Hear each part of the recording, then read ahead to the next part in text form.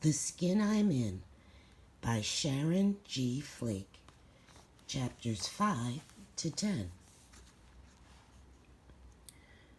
When I get home, Mama is waiting at the door to take me downtown to buy new clothes.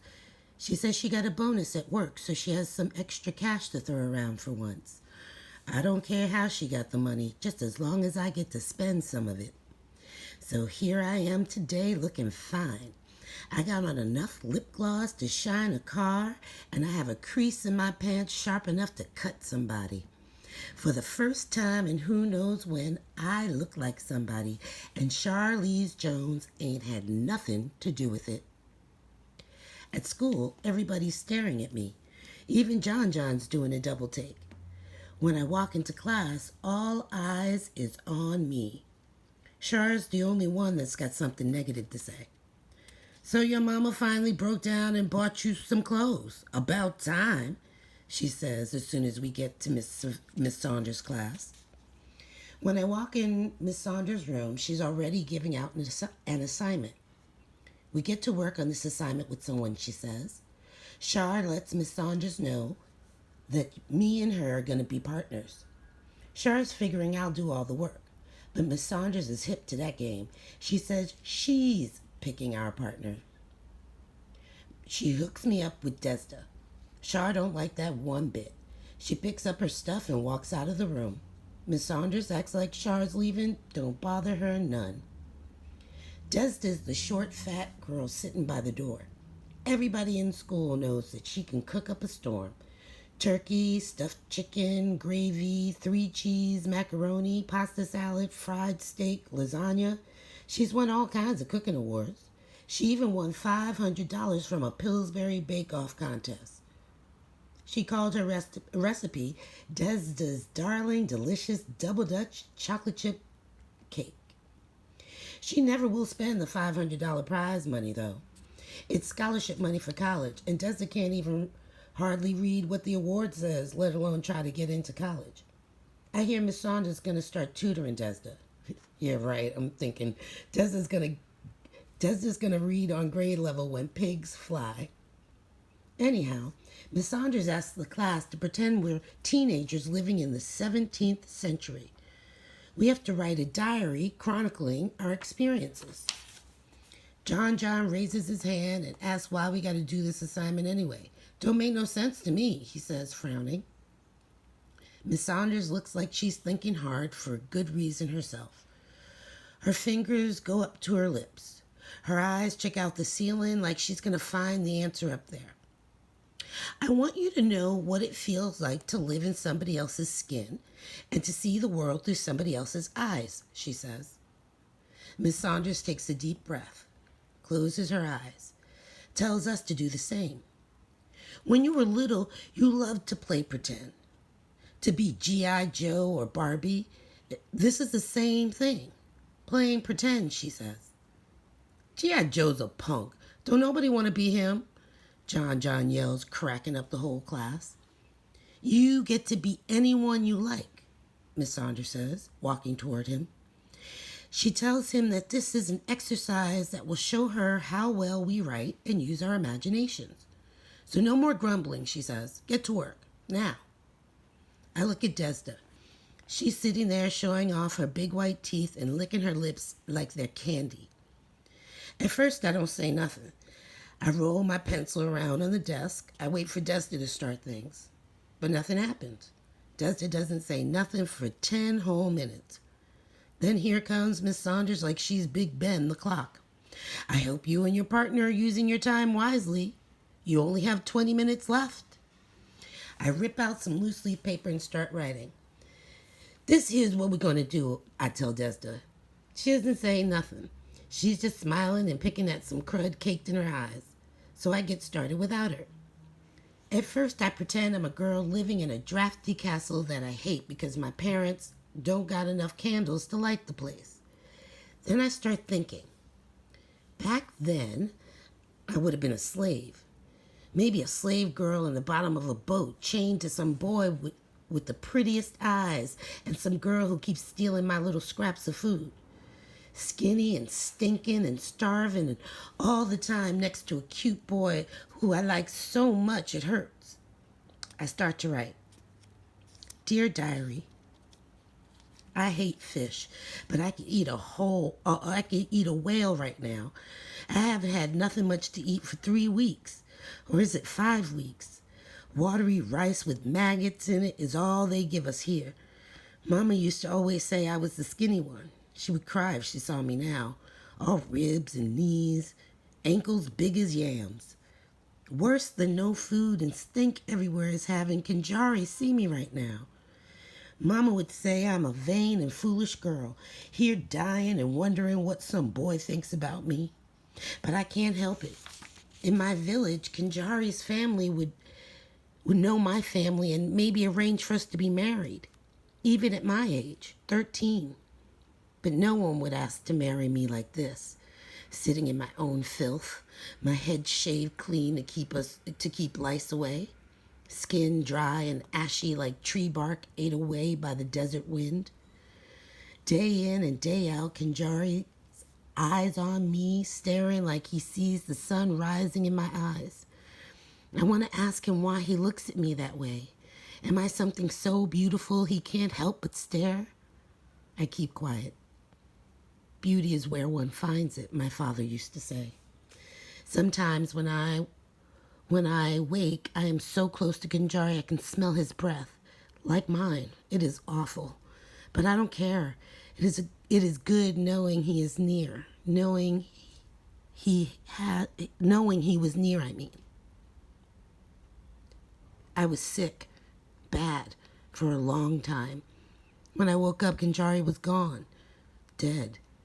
He had the mark, the pox, the girl chained to me said, sucking her front teeth like they were soup bones. The slaves tossed him over the side, she said. But this one, she steals my food. Can I trust her with the truth? I don't know. Akilma. I read the diary letter to Desda. She asks how I came up with the girl's name, Akilma. It used to be mine. It's close to my name, spelled backwards, I tell her. How come you don't talk proper like Akilma talks in her diary, she asks. Don't nobody talk like that for real, only people in old movies and books. Then I tell her how, before he died, my father read me books where people spoke like that. Some of it stuck, I guess. Miss Saunders picks up the papers and starts reading some out loud. Don't read mine, I think, turning my head to the wall.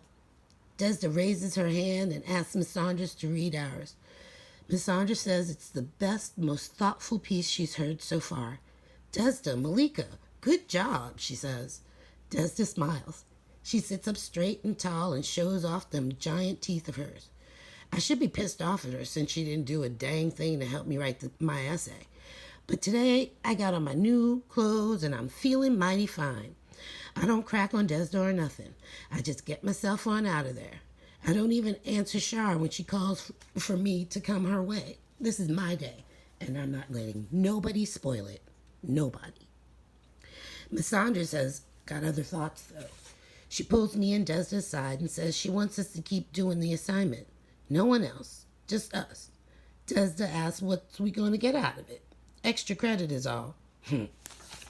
Desda pulls out right then, admits she didn't have nothing much to do with writing this assignment, that I did all the work. Miss Saunders turns around to me. Desda walks off. I don't know, maybe it's these new clothes and all, but I say okay. I don't want to spoil my good mood by telling no teacher where to get off today.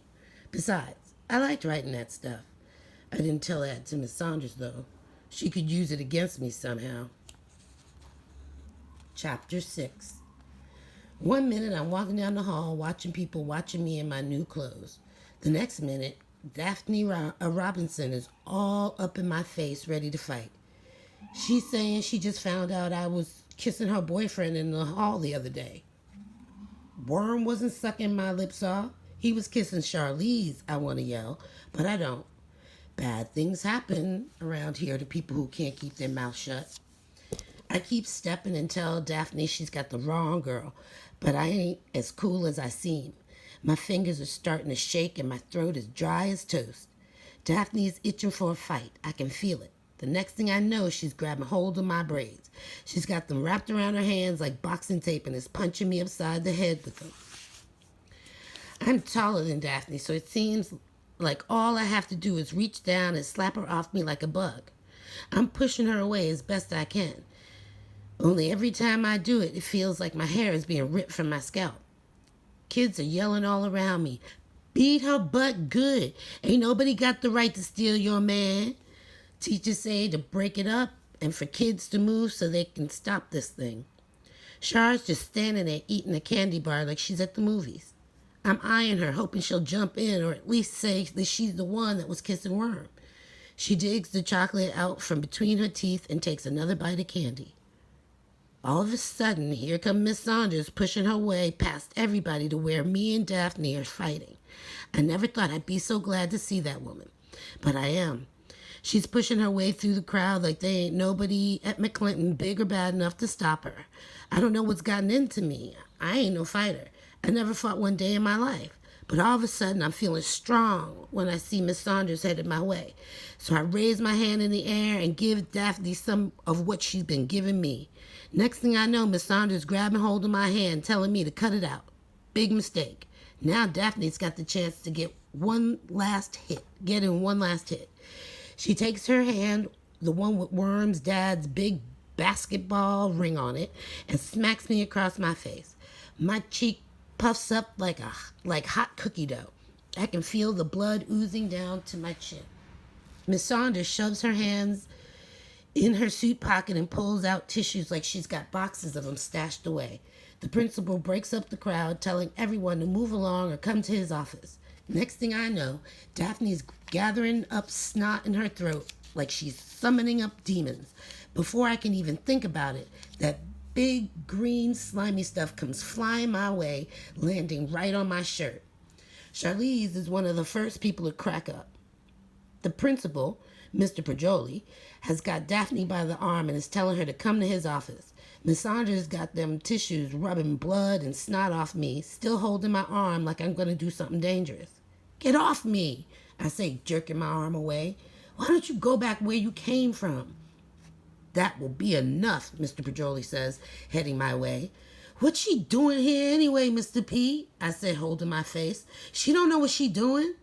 Mr. Pajoli takes me by the elbow and tells some kid to get me to the nurse's office. He takes Daphne with him. She's mouthing off saying if she gets suspended, I better too.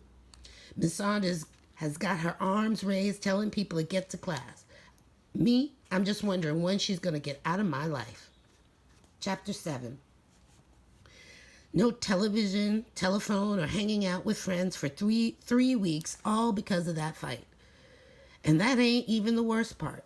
The principal, Miss Saunders, and Mama got their heads together and came up with a way to punish me good. They say it ain't punishment, but it sure feels that way. They found me a job that don't pay no money and ain't no fun at all. I don't even want it, but Mama's got her mindset, so that's that. I will be working in the school office, filing papers, stapling letters, that kind of stuff. This is Miss Saunders' bright idea. She talked it over with Mama last night on the telephone. I could hear some of the conversation coming through the receiver. Miss Saunders was saying something about me wasting my potential, that the school needed a better way to keep up with me so I don't fall through the cracks. And Mama believes all that crap. When the truth is, Miss Saunders is just a big-mouthed bossy broad who likes to throw her weight around and treat everybody like they some broken pot she's got to patch up. I could smell the peppermint tea Mama was sipping while she spoke to Miss Saunders. Malika's got more potential than she's letting on. Keeping her under the principal's nose may be just the way to get her back in line. Mama and Miss Saunders talk for a long time. When they're done, I try to tell Mama that Miss Saunders doesn't know what she's doing, that she ain't even a real teacher. Mama says she doesn't care. She likes her. That Miss Saunders is the first teacher who ever called here to talk about what's going on with you. I like that. It shows she's concerned, that this job ain't just about the money. I tell Mama that Miss Saunders don't need the money. She got plenty. Don't it make you wonder, Mama, why somebody with all that money and a good job would give it up to come to McClinton? Mama sits there for a while thinking. I wouldn't think on it too much, Malika, she says. She's here. That's the important thing. No way is Mama gonna let me not work in that office. She even threatens me, saying if I try to get out of it, she will take away all my rights at home. So I figured, cool, I'll do it. And while I'm doing it, I will find out the real deal on Miss Saunders. Get all up in her business like she's up in mine. Payback, you know. So on the first day I work in the office, I asked Miss Carroll, the secretary, about Miss Saunders. Miss Carroll likes to gossip, so I figure she'll tell me something. But Miss Carroll just stares up at me with her arms crossed. You're here to work, right? Right, I say, biting on the dry skin hanging from my lip. Then do your work and stop minding grown folks' business. Maxine, the other girl working in the office, is acting like she filing papers. I know she listening though. I leave Miss Carroll standing there with her arms folded, and I file my stuff like she says. Turns out, I don't need her to tell me about Miss Saunders. It don't take me long to start piecing together stuff from the other teachers. They complain about it every chance they get. If you ask me, that program doesn't work one bit, Mr. Mack, the science teacher, says. A school doesn't run like a corporation. Things don't happen at the snap of a finger or the drop of a pen. Change takes time. A bull in a china shop, that's what she is, Miss Renson, the librarian, says under her breath. She's not following the curriculum the way it's laid out. She's pushing the kids too hard, telling them to read 50 pages one night, 30 pages the next. I'm telling you, hiring her was a bad move. If those teachers knew I was working at the office, they would be more careful. But they don't know I'm here. I've dropped some paper clips on the floor and I'm crouching under a desk to pick them up slowly. It looks like nobody's around but Miss Carroll, and she's at the back Xeroxing. Maxine is running errands. When I stand up, Mr. Mack gets all red-faced. He thinks I'm trying to be a smart aleck. His lips curl up tight. My, Malika, aren't you the lucky one? Here to work in the office, I see, he says, stomping out of the door, right into Mr. Pajoli, who's heard everything he said. Sometimes, Mr. Mack, you need new ideas to do things differently. Nothing wrong with a little change, is there? He asks. I'm sorry, Mr. Pajoli, but the way I see it, rewarding those who misbehave and refuse to play by the rules is wrong, dead wrong. How will you reward the good ones? Put them on detention? Mr. Mack asks. They're all good ones, Mr. Mack. Some of them just need more support than others. Mr. Mack makes a clicking noise with his tongue. He and Miss Benson walk down the hall together side by side. We all think those two got a thing going on, even though we never seen them kiss or even hold hands. Mr. Pajoli tells me not to worry, that things will work out fine for me if I try hard enough. All the time he's talking, I'm trying to figure out how I can cut this gig loose. I mean, let's face it, I got better things to do with my time than work for free. Chapter 8. The only reason Mama lets me off restriction at home is because I started that new job, and she thinks that's going to change me somehow. I don't tell her she's out of her head. Shoot, I'm just glad I can watch TV and talk on the phone again. After all, it is Saturday. But I can't talk on the phone right this minute because as soon as my girl Sweets comes over to my house, she hogs the phone. Sweets' mama is super strict. She never lets Sweets on the phone. So here she is laying across my bed on her stomach with her short legs waving in the air every time Larry says something to her. Neither one of us is supposed to talk to boys, but we do everything once in a while. With the way Sweets is acting, you'd think Larry could see her. She putting lip gloss on her lips, combing her hair, brushing off her clothes. Sweets has been liking Larry since she was 6 years old. She thinks he likes her, only he's so shy you can't tell. All he ever talks about with her is basketball. They're talking about the game the Knicks won the other night. If you could see the big smile Sweets has on her face, you would think Larry's just said he loves her. Sweets and me been best friends since kindergarten. She goes to the school across town, the school for smart girls with attitude, she likes to say. I could have gone there. My grades were as good as Sweet's, better in fact. Only I changed my mind at the last minute. I went to the interview and I wouldn't answer one question they asked. Mama was so embarrassed. She cried all the way on the subway ride home. I didn't plan it that way. I just froze. The school was so big, so clean, so fancy. And them girls, they looked like they come out of a magazine. Long, straight hair, skin the color of potato chips and cashews and Mary Jane candies. No almond joy colored girls like me. No gum-smacking, wisecracking girls from my side of town. That didn't bother Sweets none. She said she deserves to be in that school as much as anyone. I got the right color skin, I said. You got the right color skin, I said, poking her fat tan face. It's not about color, she says. It's about how you feel, about who you are that counts. She said, twirling around on her toes like a ballerina with bad feet. I'm as good as the Queen of England, the President of the United States, and 10 movie stars all rolled into one. So they better let me in at their school or else, she said, shaking her fist up at the sky. I guess Sweet's attitude paid off. They'd let her into that high-toned school. Up till last year, Sweets and me did everything together. Now all she does is study. I gotta keep up, she says. Getting straight A's in this school ain't like getting A's in our old school. You sweat to get these A's. Gotta have dye to keep 'em. Sweet's been on the phone for half an hour already. I tell her to cut it. She said to give her 5 more minutes. That really means 15 minutes, so I go back to doing what I'm doing. Looking at all the junk I got under my bed. Socks, cards, dust. An earring I've been looking for. A piece of old hard toast. And a mirror I ain't seen for a while. It's a cheap little thing, but Daddy gave it to me a long time ago, so I try to hold on to it. It's got a pink plastic handle with little white bunnies painted on it. I check my face out in the mirror. That cut from Daphne's ring is gone. Mama says I'm like Daddy. I heal fast. That ain't the only thing Daddy and me got in common. I got his eyes. Dark, almond-shaped eyes with long, thick lashes. My lips, they're like Mama's, full and wide. They look like the actor's lips on TV, that actor's lips on TV. I can't think of his name just now, but he's got the kind of lips that makes you want to kiss him quick. Soft, smooth, pretty-looking lips. My nose and my ears, I don't know where they came from. They don't look like Mama's or Daddy's. My nose is small and pug. Daddy used to always pinch it when I was little. I'm the same color Daddy was. When I was little, he would come home from work and say, I sure could use me a warm cup of cocoa. That meant for me to give him a big hug and lots of kisses. I liked that. I didn't used to mind being this color. Then kids started teasing me about it, making me feel like something was wrong with how I look.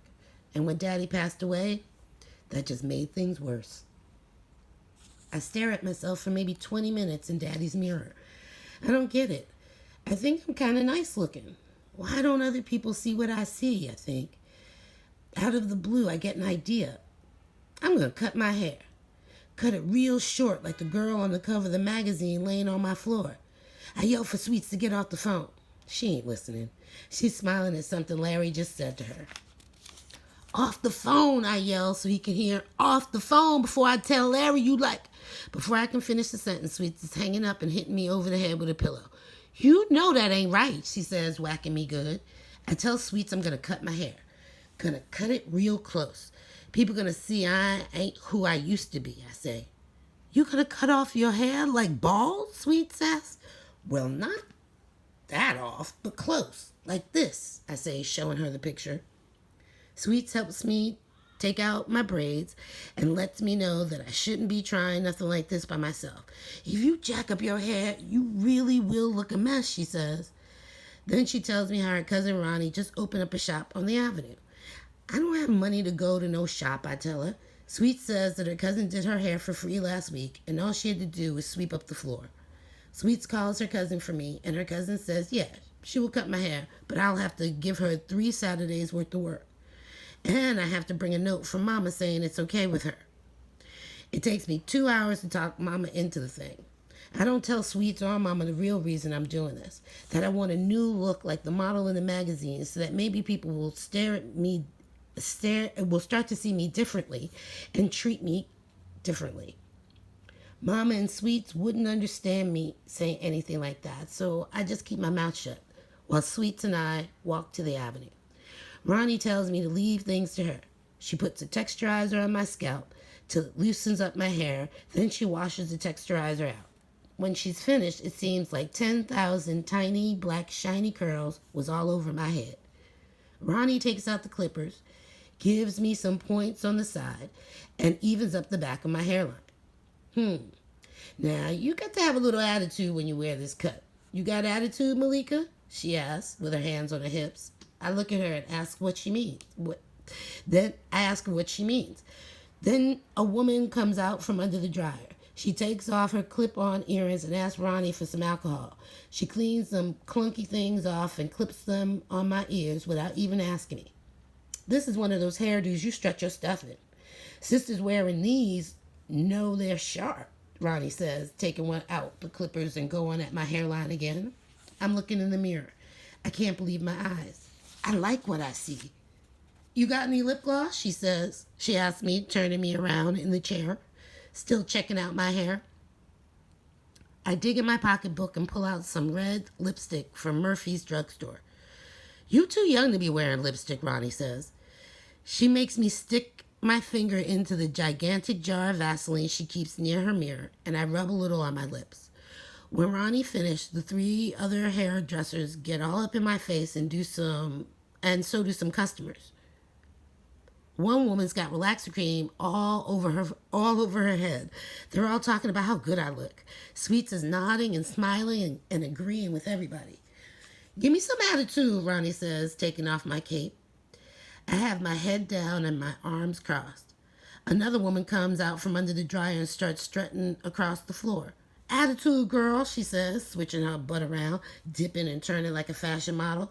Attitude, Sweet says, getting into the act. Everybody turns and looks at me. I start snapping my fingers and walking around like I'm somebody. I look good. The woman who's giving me the earrings comes over to me and puts her hands on my hips. You gotta shake them hard. Make people know you mean business. I start pushing my hips from side to side, taking long steps and putting my arms out like I'm on a runway someplace. You go, girl, a woman says. Shake it, don't break it. You look good, Malika, Sweets agrees. That cut is you. A new customer comes into the store and over to Ronnie. The woman with the earrings gets herself back under the dryer, and the other lady goes back to getting her relaxer washed out. I get Ronnie's broom and start sweeping up. Chapter 9. On Monday, Ms. Allen, the art teacher, does a double take when I walk into her class. I know she wants to ask me what happened, but teachers can't always just come out and ask you stuff like that. Kids, they're different. As soon as I walk into the school building, they're all over me wanting to know why I didn't have no hair. I expect John not to like the cut. I mean, what does he like about me anyhow? Nothing. And I expect Charlize and the twins will say they don't like it, even if they secretly do. In third period, kids really light into me. By fourth period, I'm wearing the baseball cap I brought from home just in case. Mr. Klein, the social studies teacher, tells me to take off the hat, but I give him some lame excuse and he lets me keep it on. The next thing I know, somebody's yanking off the hat and makes cracks about my peanut head. I don't get it. I mean, I look good. I know I do. Desda comes up to me and says I shouldn't let them get to me.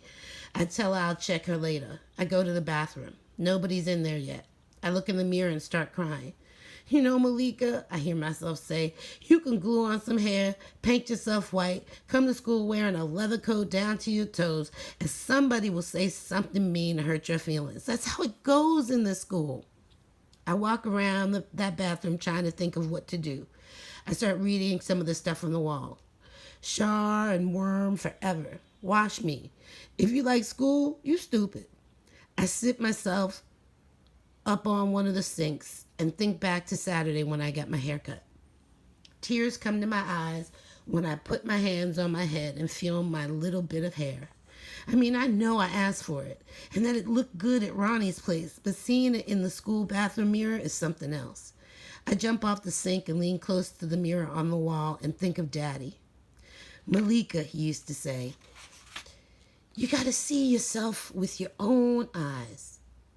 That's the only way you're gonna know who you really are. I reach down into my bag and pull out the little hand mirror Daddy gave me and look at myself real good. My nose is running. I blow it and throw the tissue away. I splash some water on my face and pat it dry. I reach deep down into my pocketbook and pull out the little jar of Vaseline and shine up my lips. Then I ball up my cap, stuff it in my backpack, and walk right on out of there.